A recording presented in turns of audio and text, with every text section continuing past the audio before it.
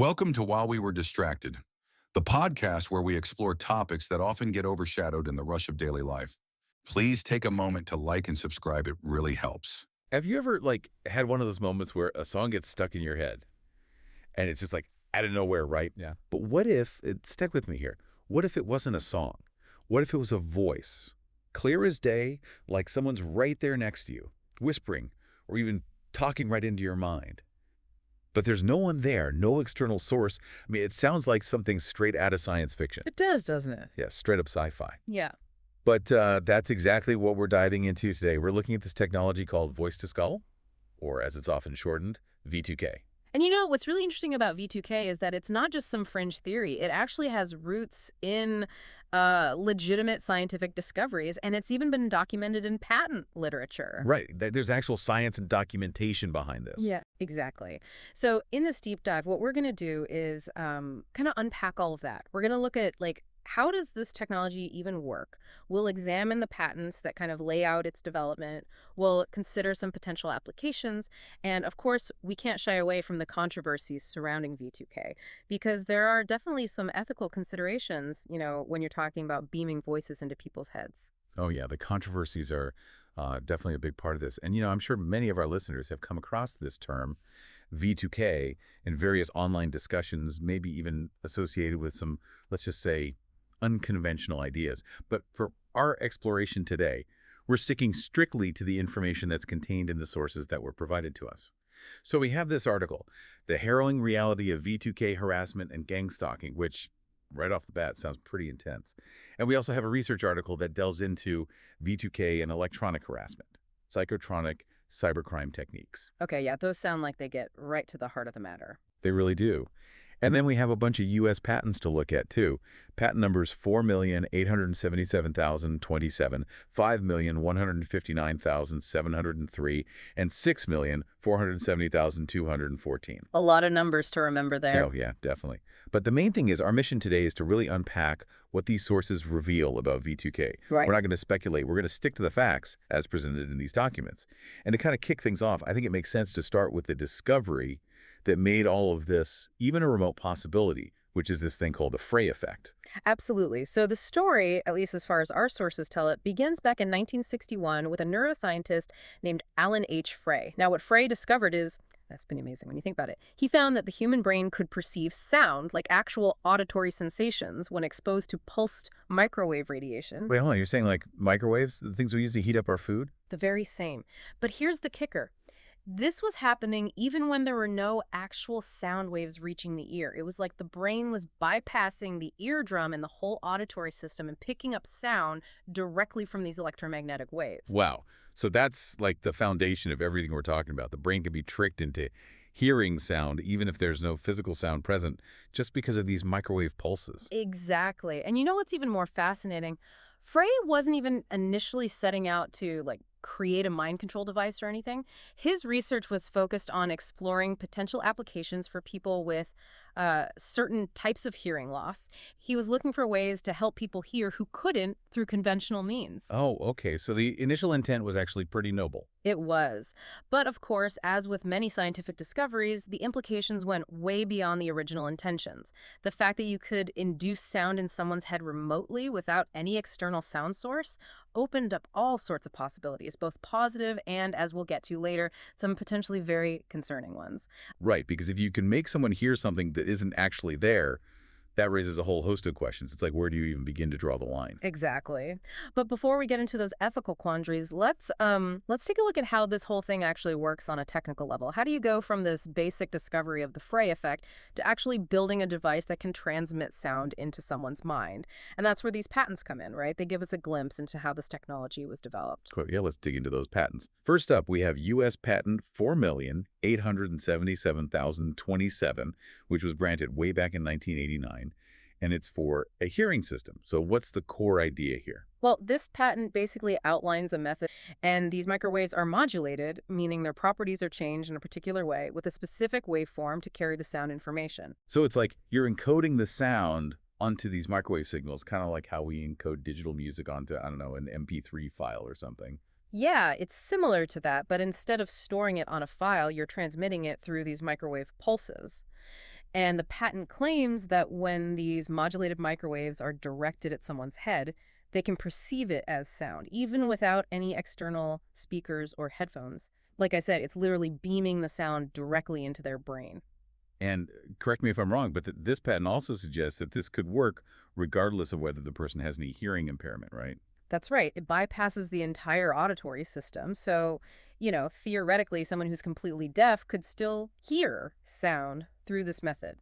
So for our listeners, what we're talking about here is a technology that could potentially send sounds, even complex sounds like speech, directly into someone's mind without them needing to hear it in the traditional sense. Yeah. And as we touched on earlier, the implications of this are pretty huge, both for things like communication, but also for things like, well, potential manipulation. Right.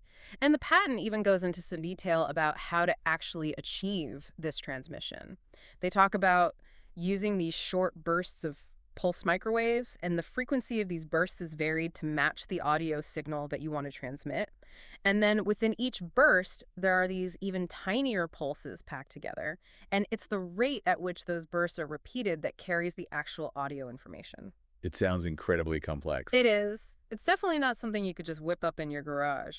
And to be fair to the inventors, they did consider the safety aspects. They discussed parameters for keeping the energy levels low enough to avoid causing any tissue damage. Oh, that's good to know. At least they were thinking about safety. Hmm. So this first patent really lays the groundwork, but there are a couple more to look at, right? We do. The next one is U.S. Patent 6,470,214, which was granted in 2002. And the title of this one is interesting. It's called Method and Device for Implementing the Radio Frequency Hearing Effect. And, right off the bat, we see the term radio frequency, which is often shortened to RF. And that's another way of talking about electromagnetic waves, which of course includes microwaves. And then it explicitly mentions the hearing effect, which is a direct reference to the Frey effect. Okay, so this patent is clearly building on that earlier work. What kind of advancements or refinements does it introduce? Well, one of the key focuses of this patent is on finding a more sophisticated way to encode that audio signal onto the carrier wave. It talks about using a suppressed carrier and an input preprocessor filter. Okay, now you're losing me a little bit. Suppressed carrier, preprocessor filter. Can you break that down for us non-engineers? Sure. Think of it like this. Imagine you have a radio signal. It's like a delivery truck carrying the actual information you want to send, which in this case is the sound. So the carrier is like the truck itself. And suppressing the carrier is like finding a more efficient way to send that information without needing the truck to constantly be running around empty. It saves energy and can potentially make the signal harder to detect. So it's like streamlining the whole process, making it more efficient and potentially stealthier. Exactly. And then the preprocessor filtering part is like it's like fine-tuning the audio signal before it's even encoded onto the carrier wave. It might involve adjusting the balance of different frequencies in the audio, for example. And the patent suggests that by doing this, you can compensate for any distortions that might happen when the RF signal is actually converted into an acoustic signal inside the head. So it's all about making sure the sound that the person perceives is as clear and understandable as possible, right? Not just some garbled mess. Precisely. They actually use the term acoustic brain to describe the area where this conversion happens. And the patent even gets into some pretty technical details about how the RF hearing effect actually works on a physical level.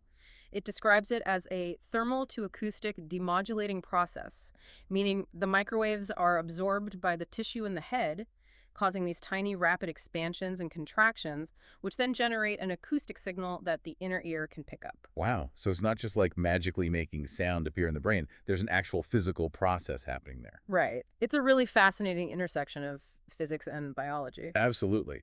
Okay, so we've looked at two patents that are pretty focused on this direct audio transmission using microwaves, but we have one more to cover, and this one is titled Silent Subliminal Presentation System, U.S. Patent 5,159,703. Now, this one sounds a little different, like it's not just about transmitting audible sounds.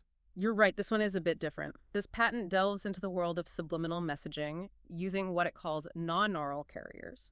Non-neural carriers. Okay, break that down for us. What are we talking about here? Well, we're talking about frequencies of sound or even vibrations that are outside the range of what humans can consciously hear. So think about like a dog whistle. Oh, right. We can't hear those high-pitched whistles, but dogs can. Exactly. So non-neural carriers can be sounds that are either too low for us to hear, those are called infrasound, or too high, those are called ultrasound, or they can even be vibrations that we can't consciously feel. And how do you transmit information using something we can't even perceive? Well, that's where the modulation comes in again. The idea is that you take these non-neural carriers and you modulate them, which means you vary their amplitude or frequency to encode the information you want to send. It's like hiding a message within these silent frequencies or vibrations.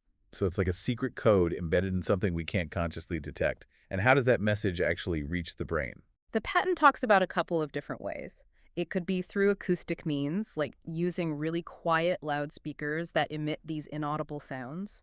Or it could be through vibrations, using devices like earphones, or even these things called piezoelectric transducers, which are materials that vibrate when you apply an electrical current to them. So you could The- potentially be receiving this information without even knowing it. Right. That's where the subliminal part comes in. Right. The idea is that while you may not consciously hear or feel anything, your subconscious mind could still be picking up and processing this information. And the patent suggests that this could potentially influence your thoughts, your emotions, even your behavior without you even realizing it. Wow, that's both fascinating and, I have to say, a little creepy. Like the idea that someone could be messing with your mind without you even knowing it. Yeah, it definitely raises some serious ethical questions, which we'll get to in a bit. But it's important to remember that this is all based on what's described in the patent. Whether or not it's actually possible to achieve these kinds of subliminal effects in a reliable way is a whole other question. Right, and that's a question we'll have to explore as we delve further into this topic. But before we do, let's kind of step back for a minute and think about the bigger picture. We've looked at the science, the patents, the potential mechanisms. But what about the potential applications of this technology? What are the things that people are actually trying to do with it, according to our sources? Well, one area that comes up quite a bit, particularly in the Harrowing Reality article, is the military's interest in this technology. Of course. I mean, if you think about it, the ability to, say, demoralize enemy troops by beaming voices into their heads, or maybe even influencing their decisions, that would be a huge strategic advantage. Exactly. And it wouldn't leave any physical trace, which makes it even more appealing for certain types of operations. The Harrowing Reality article actually mentions a specific document written by a U.S. Army colonel, John B. Alexander, titled The New Mental Battlefield, Beam Me Up, Spook, which directly discusses the potential of what are called psychotronic weapons, including technologies that could transmit sound directly to the brain. So it's not just hypothetical. The military has definitely been exploring the possibilities of this technology, and we also have reports from the U.S. Government Accountability Office, or GAO, detailing investments in something called directed energy weapons. Right, and DWs, as they're called, include things like high-power microwaves and lasers, which are, of course, the types of energy involved in both the Frey Effect and the technologies described in those patents. Okay, so it's clear that there's been a lot of research and development in this area, driven at least in part by military interests. But as you mentioned earlier, there's also a darker side to this technology, a whole set of controversies and allegations surrounding its potential misuse. Yeah, and this is where the experiences of so-called targeted individuals, or TIs, become really important to consider. The Harrowing Reality article, which is written from the perspective of someone who identifies as a TI, describes what they believe to be the very real and very disturbing reality of V2K harassment. These individuals report hearing voices that are often accusatory, critical, or even manipulative, and they believe that they're being targeted by these sophisticated V2K systems. And the way the author describes it, it's not just like a one-time thing. It's this constant, relentless barrage of voices, almost like psychological torture. Right. The article describes these voices as incredibly precise and inescapable, able to track the individual wherever they go. It paints a very chilling picture of what it might be like to live under that kind of constant psychological intrusion. And just to be clear for our listeners, we're presenting these claims as they're described in the article. We're not saying that this is definitively happening, but this is the reality as perceived by the author and many other individuals who identify as TIs. Exactly. And the Harrowing Reality article also puts forward a rather unusual theory about how this targeting might be happening. They suggest that it could involve using an individual's DNA to create a unique frequency signature that can then be used to target them specifically with these V2K systems. DNA targeting. That sounds like something straight out of a science fiction movie. It does, and it's important to note that this is just a theory and it's not one that's widely accepted, but the idea is that every individual has a unique set of proteins and enzymes in their body, and each of these molecules vibrates at a specific frequency. And the article claims that this could be exploited to create a kind of signature that would allow someone to target an individual with directed energy weapons. So if you buy into this theory, it's like once someone has your DNA, they can basically lock on to you with these V2K systems no matter where you go. That's the basic idea, but again, it's important to stress that this is just one theory and there's no scientific consensus on whether or not this is even possible. Right, right. But whether or not this specific theory is true, the larger point is that the potential misuse of this technology is a very real concern. And it raises all sorts of ethical and legal questions, especially when you're talking about things like privacy, personal autonomy, and the right to mental integrity. Absolutely. If these allegations are even partially true, we're talking about a serious violation of fundamental human rights. And the fact that these alleged activities are often described as being covert and difficult to detect makes it even more challenging to address these concerns. Yeah, because how do you prove that something is happening if there's no physical evidence? It becomes a he said, she said situation, which is never good when you're dealing with something this sensitive. Exactly. And the research article, V2K and Electronic Harassment, also delves into these controversies, but it frames them more in the context of potential cybercrime. It talks about allegations of hackers using people's own devices against them, turning their phones or computers into tools for transmitting these harassing voices. Oh, wow. So it's not just governments or shadowy organizations that people are worried about. It could be individuals with malicious intent. Right. And the article also brings up the possibility of transmitting these voices via satellite, which would make it even harder to pinpoint the source of the attack. So it's like the more sophisticated the technology gets, the harder it becomes to defend against it. That's a valid concern. And the V2K and electronic harassment article even mentions the possibility of using these neurotransmitter chips to enhance the effectiveness of these attacks, although it doesn't provide any specific details about how that would work. Okay, now we're getting into some really advanced, almost futuristic stuff. It is, and it highlights just how complex this issue is becoming. And the research article even includes a perspective from Derek Robinson, who's from an organization called FFHS, which stands for Freedom from Covert Harassment and Surveillance. And Robinson suggests that the potential perpetrators of these attacks could be anyone from rogue government agents to corrupt businesses, basically anyone with the resources and the motivation to use this technology for malicious purposes. So it's not just like a single boogeyman that people are worried about. It could be any number of actors, which makes it even more difficult to address. Exactly. It creates this atmosphere of fear and uncertainty, where it's hard to know who to trust or how to protect yourself. So given all of that, is there anything people can do to protect themselves? Does the research article offer any advice? It does, although the advice is more general in nature, focusing on online safety and privacy. It suggests being cautious about what information you share online, being wary of anonymous forums, and using tools like Google Alerts to monitor your online presence. Okay, so it's like being aware of your digital footprint and taking steps to minimize your exposure. Right. And the research article also stresses the importance of documenting any unusual experiences you might have. Things like hearing strange voices, feeling like you're being watched, or experiencing unexplained physical symptoms. Because that kind of documentation could potentially be useful if you ever needed to report these incidents to law enforcement or seek help from a medical professional. Right. Exactly. And the research article also points out that while there are no official statistics on how many people identify as victims of electronic harassment, anecdotal evidence suggests that it might be a more widespread problem than many realize. And they cite a psychiatrist, Dr. Alan Ducker, who suggests that marginalized populations might be particularly vulnerable to these types of attacks. So it's a complex issue with a lot of layers, and it seems like there's a lot that we still don't know.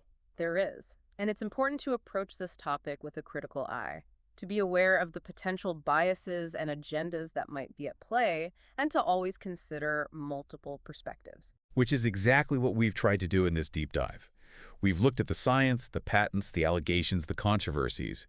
We've presented the information as it's presented in the sources without endorsing any particular viewpoint. Right. And I think it's important to reiterate that, especially given the sensitive nature of some of the claims we've discussed, Our goal here is not to spread fear or to validate any specific theory, but rather to inform our listeners and to encourage critical thinking about this complex and evolving issue. And to maybe leave you with a few questions to ponder, because I think that's what good deep dives should do. They should make you think. I agree. So here's a question for all of you listening out there. Given everything we've talked about today, the science, the technology, the potential for misuse, what do you think are the responsibilities of scientists, of governments, of society as a whole when it comes to understanding and regulating technologies that could potentially have such a profound impact on our minds and our lives? And what does this all mean for the future of communication? For our personal autonomy, for the very idea of what it means to be human in a world where technology is increasingly blurring the lines between our inner and outer worlds? Those are big questions, They are. and they're questions that we all need to be thinking about. So we encourage you to continue exploring this topic, to read those sources that we mentioned, and to come to your own conclusions. Okay. Thanks for joining us on this deep dive. Please take a moment to like and subscribe. It really helps.